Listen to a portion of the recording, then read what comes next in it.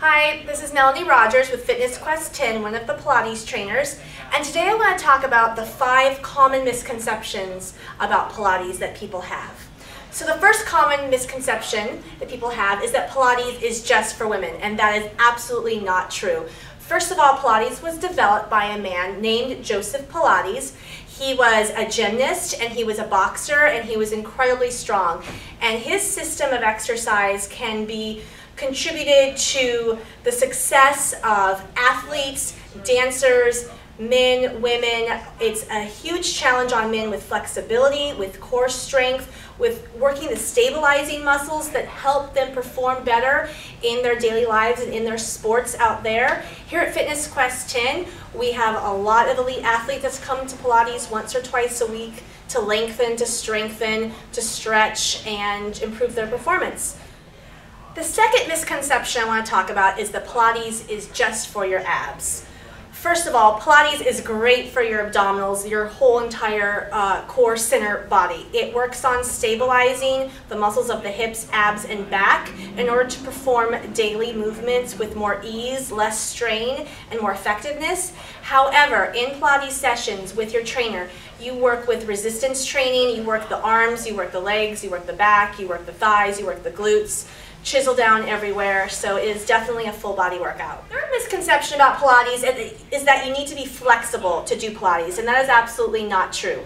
Pilates will increase your flexibility. It works a lot with lengthening the muscles, working with mobility and flexibility through the spine, through the thoracic vertebra, through the legs, through the arms, through the hips. However, you don't need to be flexible to start a Pilates program. In fact, if you're inflexible, you need to start a Pilates program as soon as possible. It can be a great adjunct to the fitness work that you do in other parts of your gym or here at Fitness Quest 10 to increase your mobility and increase your flexibility.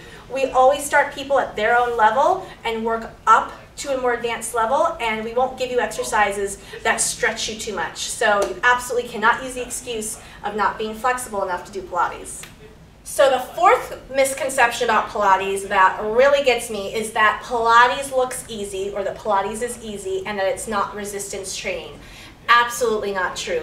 Anyone who's really done Pilates well with proper form knows how difficult it is, knows how challenging it can be. Even when you're just doing a mat class and you're using your own body weight as your resistance. However, when you're in the Pilates studio here up at Fitness Quest 10, we have the equipment. We have spring-loaded resistance that gives you resistance both with the flexion and the extension of a muscle.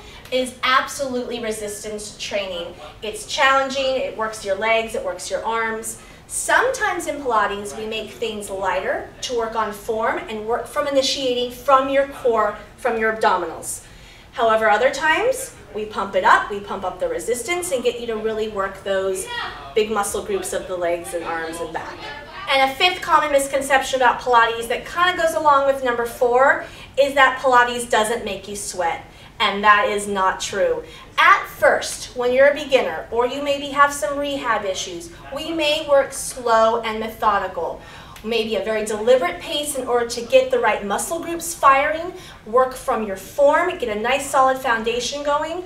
But once you have those fundamentals in your body, it's go time. And we are working you hard. We have men in here, women in here, athletes, everyone breaks a sweat here, works very hard with the resistance training, with the ab work, with the lengthening. You will absolutely sweat in Pilates. It'll be a great workout, and we like to see you up here. Thanks so much.